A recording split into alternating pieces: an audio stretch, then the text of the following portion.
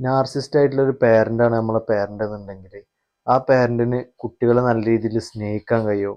അതുപോലെ ഈ ചെറുപ്പം മുതലേ ഇത്തരത്തിലുള്ള ഒരാളുടെ പേരൻറ്റിങ്ങിൽ വളർന്ന കുട്ടിക്ക് ഏതൊക്കെ രീതിയിലാണ് അവരുടെ സ്വഭാവത്തിലുണ്ടാകുന്ന മാറ്റങ്ങൾ നമുക്ക് കാണാൻ സാധിക്കുക. അതേപോലെ ഈ നാർസിസ്റ്റ് ആയിട്ടുള്ള പേരൻറ്റിൻ്റെ ഇതേ സ്വഭാവം കുട്ടികളിലും വരാൻ ചാൻസ് ഉണ്ടോ എന്നുള്ളതൊക്കെയാണ് നമ്മൾ ഇന്ന് ചർച്ച ചെയ്യണത്. കുട്ടികളാവുമ്പോൾ അവർക്ക് നല്ല രീതിയിലുള്ള ഇമോഷണൽ സപ്പോർട്ടും സെക്യൂരിറ്റി ഒക്കെ ആവശ്യമായിട്ട് വരും. ഈ സമയത്ത് ഈ നാർസിസ്റ്റ് ആയിട്ടുള്ള പാരന്റിന് ഇത് കൊടുക്കാൻ സാധിക്കൂല. കാരണം അവരുടെ ഫോക്കസ് എന്ന് പറയുന്നത് അവരിലേക്ക് മാത്രമായിരിക്കും.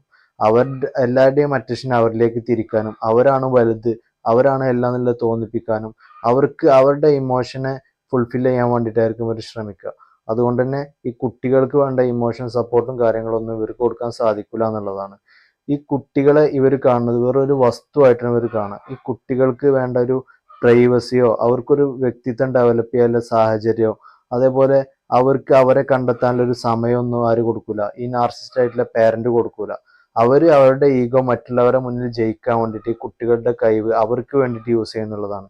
കുട്ടികളുടെ സൗന്ദര്യത്തെ യൂസ് ചെയ്യും. അതേപോലെ അവരെപ്പോഴും ചിന്തിക്കുന്നത് തൻ്റെ പോലെ ആവണം തൻ്റെ മക്കളെന്നുള്ള ചിന്ത ഉള്ളത് കൊണ്ട് തന്നെ തന്നിലുള്ള ഈ മോശപ്പെട്ട ഈ മാനിപ്പുലേഷനും ഇതുപോലെയുള്ള ഒരുപാട് ബന്ധങ്ങളിലേക്ക് പോലെ ഇത്തരത്തിലുള്ള സ്വഭാവങ്ങളൊക്കെ അതൊക്കെ ഒരു സാധാരണമാണെന്നുള്ള രീതിയിൽ പറഞ്ഞിട്ട് ഇത്തരത്തിലുള്ള സ്വഭാവങ്ങളൊക്കെ കുട്ടികളിലേക്ക് അടിച്ചേൽപ്പിക്കുന്ന ഒരു പ്രവണത ഉണ്ടാവും. ഇതൊന്നും അറിയാതെ ഈ കുട്ടികൾ ഈ സ്വഭാവം തന്നിലേക്ക് അടിച്ചേൽപ്പിച്ചതാണെന്നൊന്നും അറിയാതെ തൻ്റെ ഉള്ളിൽ നല്ലൊരു വ്യക്തിത്വം ഉണ്ടെന്ന് അറിയാതെ ഇത്തരത്തിലുള്ള സ്വഭാവം കൊണ്ട് അവരെന്ത് ചെയ്യും, വളരെ ബുദ്ധിമുട്ടി ജീവിച്ചു പോകുന്ന അവസ്ഥയാണ്.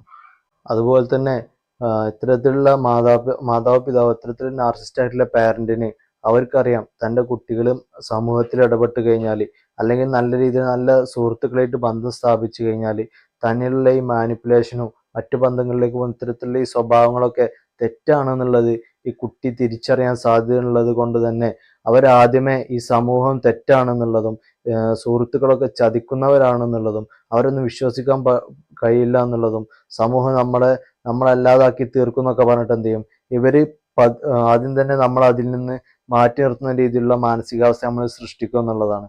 പിന്നീട് ഇത്തരത്തിലുള്ള പാരന്റിന് മറ്റൊരു ബന്ധം ഉണ്ടാവുന്നുള്ളതാണ്. ഈ ബന്ധം തെറ്റല്ലാത്ത രീതിയിൽ ഒരു സാഹചര്യം പറഞ്ഞിട്ട് ഇല്ലാത്തൊരു സാഹചര്യം ഉണ്ടാക്കിയിട്ട് അല്ലെങ്കിൽ ഏതെങ്കിലും വ്യക്തികളെ കുറിച്ച് പറഞ്ഞിട്ട് എന്ത് ചെയ്യും അത്തരത്തിൽ ആ ഒരു ബന്ധം തെറ്റല്ലാത്ത രീതിയിൽ ഇവർ ചിത്രീകരിക്കും. പിന്നെ ഇത്തരത്തിലുള്ളൊരു വ്യക്തിയാണ് തൻ്റെ പാരന്റ് എന്നുള്ളത് തുറന്നു കാണിക്കുന്ന ഒരു സമൂഹമോ വ്യക്തിയോ അവരുടെ മുന്നിലുണ്ട് എന്നുണ്ടെങ്കിൽ അവരെ കുറിച്ച് തെറ്റായിട്ടുള്ള ധാരണകൾ ഈ കുട്ടികളിൽ ഉണ്ടാക്കും എന്നുള്ളതാണ്. അല്ലെങ്കിൽ പേടിപ്പെടുത്തുന്ന രീതിയിലുള്ള കാര്യങ്ങൾ പറഞ്ഞിട്ട് ഈ കുട്ടികളെ പേടിപ്പിക്കും.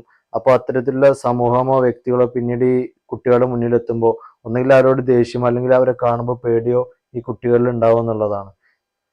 ഇത്തരത്തിൽ നാർസിസ്റ്റായ തൻ്റെ പാരന്റിന്റെ ദേഷ്യവും മറ്റുള്ള പ്രവൃത്തികളൊന്നും സഹിക്കാൻ കഴിയാത്ത തരത്തിലുള്ളതാണെന്ന് മനസ്സിലാക്കിയ ഈ കുട്ടിക്ക് പിന്നീട് ഈ നാർസിസ്റ്റ് ആയിട്ടുള്ള പാരന്റിനെ തൃപ്തിപ്പെടുത്താൻ വേണ്ടിയിട്ട് എന്ത് ചെയ്യും, ഈ കുട്ടിയുടെ ടാലന്റും കാര്യങ്ങളും വേറെ ഒന്നും ഫോക്കസ് ചെയ്യാതെ അവരെല്ലാം ഇപ്പോ പഠിക്കുന്ന കാര്യമാണെന്നുണ്ടെങ്കിൽ ആ പഠിക്കുന്ന കാര്യം അല്ലാന്നുണ്ടെങ്കിൽ വേറെ എന്ത് കാര്യത്തിലാണെന്നുണ്ടെങ്കിലും അതിലേക്ക് മാത്രം ഫോക്കസ് ചെയ്തിട്ട് ഇത്തരത്തിലുള്ള പാരന്റിനെ തൃപ്തിപ്പെടുത്താൻ വേണ്ടിയിട്ട് അവരുടെ കഴിവിനെ അവർ പരമാവധി ഉപയോഗിക്കും എന്നുള്ളതാണ്.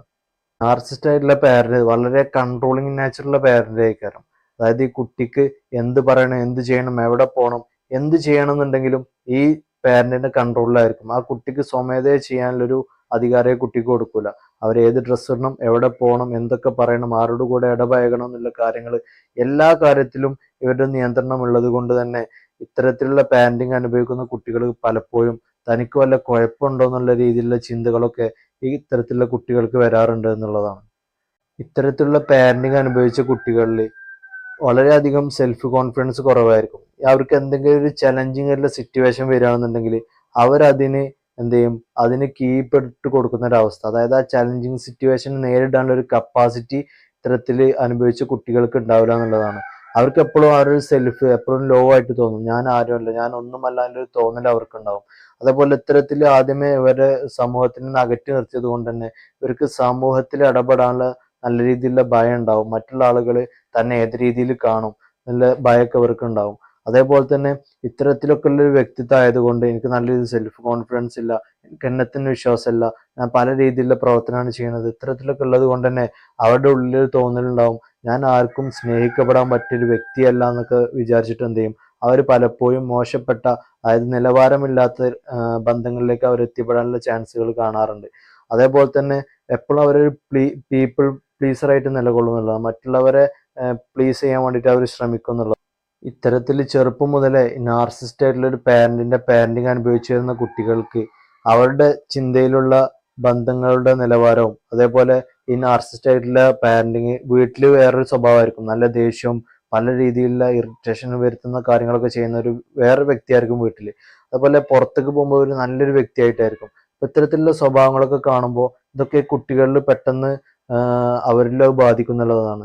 അവർ വേറെ ആളുകളായിട്ട് ഇന്ററാക്ട് ചെയ്യുമ്പോഴൊക്കെ ഇത്തരത്തിൽ അവരുടെ ഉള്ളിൽ വേറെ ഇതാണെന്നുണ്ടെങ്കിലും അവർ പുറത്തേക്ക് വേറെ രീതിയിൽ സംസാരിക്കുന്ന രീതിയിൽ ഇതേപോലെ ഒരു സ്വഭാവത്തിൽ പല രീതിയിലുള്ള മാറ്റങ്ങൾ കാണാൻ സാധിക്കും. ഇത്തരത്തിലുള്ള പാരന്റിങ് ആണ് നിങ്ങൾ അനുഭവിച്ചതെന്നുണ്ടെങ്കിൽ നിങ്ങൾ ഇതുവരെയും കണ്ട ബന്ധങ്ങളും കാര്യങ്ങളൊക്കെ അതൊന്നും യഥാർത്ഥമായിട്ടുള്ള കാര്യങ്ങളല്ല, അതൊക്കെ തെറ്റാണെന്നുള്ളത് എന്ത് ചെയ്യണം, നമുക്ക് മനസ്സിലാക്കാൻ കഴിയണം. നമ്മൾ ഈ നാർസിസ്റ്റ് സീരീസിന്റെ ലാസ്റ്റ് ഹീലിംഗ് സെക്ഷനിൽ നമുക്ക് എന്ത് ചെയ്യാം, 1-2 സെക്ഷനോട് കൂടി നാർസിസ്റ്റ് സെക്ഷൻ തീരും. നാർസിസ്റ്റിനെ കുറിച്ച് പറയുകയാണെന്നുണ്ടെങ്കിൽ ഒരുപാട് കാര്യങ്ങൾ ഒരുപാട് സെക്ഷനായിട്ട് നമുക്ക് എടുക്കാണ്ട്. അപ്പോൾ നിങ്ങൾ ചെയ്യേണ്ടത് ഈ നാർസിസ്റ്റ് ആയിട്ടുള്ള വ്യക്തിത്വങ്ങളെ കുറിച്ച് കൂടുതലായിട്ട് അതിൻ്റെ മാത്രം വീഡിയോ ചെയ്യുന്ന ഒരുപാട് ആളുകളുണ്ട്. അവരുടെ വീഡിയോകളൊക്കെ കണ്ടിട്ട് എന്ത് ചെയ്യുക, അവരെ കുറിച്ച് കൂടുതൽ പഠിക്കുക. അങ്ങനെ ആകുമ്പോൾ നമുക്ക് ഇത്തരത്തിലുള്ള ആളുകളുടെ മാനിപ്പുലേഷൻ രീതികളൊക്കെ നമുക്ക് എന്ത് ചെയ്യും, പെട്ടെന്ന് ക്യാച്ച് ചെയ്യാൻ വേണ്ടിയിട്ട് സാധിക്കും. അപ്പോൾ ഞാൻ പറഞ്ഞു വന്നത്, ഇത്തരത്തിൽ നാർസിസ്റ്റ് പാരന്റിങ് ആണ് നിങ്ങൾ അനുഭവിച്ചതെന്നുണ്ടെങ്കിൽ നമ്മൾ അവരിൽ കണ്ട ബന്ധങ്ങൾ സൃഷ്ടിക്കുക, അവരിലുള്ള ഒരു ബോണ്ടിങ് ഒന്നല്ല യഥാർത്ഥമായിട്ടുള്ള ബോണ്ടിങ് എന്ന് പറയുന്നത്. നമുക്ക് നമ്മളെ നല്ല രീതിയിലൊരു വ്യക്തിയായിട്ട് നമുക്ക് പുതിയൊരു തുടക്കം നമ്മൾ കൊണ്ടുവരാൻ സാധിക്കണം. അപ്പൊ അതിനു വേണ്ടിയിട്ട് നമുക്ക് എന്ത് ചെയ്യാം, ലാസ്റ്റ് ഈ നാർസിസ് സെക്ഷന് തീരുന്നതിന്റെ ലാസ്റ്റ് സെക്ഷനിൽ നമുക്ക് എന്ത് ചെയ്യാം, ഹീലിംഗ് സെക്ഷന് വെച്ചിട്ട് നമ്മളുടെ ഈ തെറ്റായിട്ടുള്ള സ്വഭാവത്തിൽ നമ്മൾ തെറ്റായിട്ടുള്ള വിശ്വാസങ്ങളൊക്കെ എന്ത് ചെയ്യാം, നമുക്ക് തിരുത്തി നല്ലൊരു വ്യക്തിയായിട്ട് നമുക്ക് മാറണം. അത്രയും പറഞ്ഞുകൊണ്ട് ഇന്നത്തെ വീഡിയോ ഇവിടെ അവസാനിക്കുകയാണ്. നന്ദി.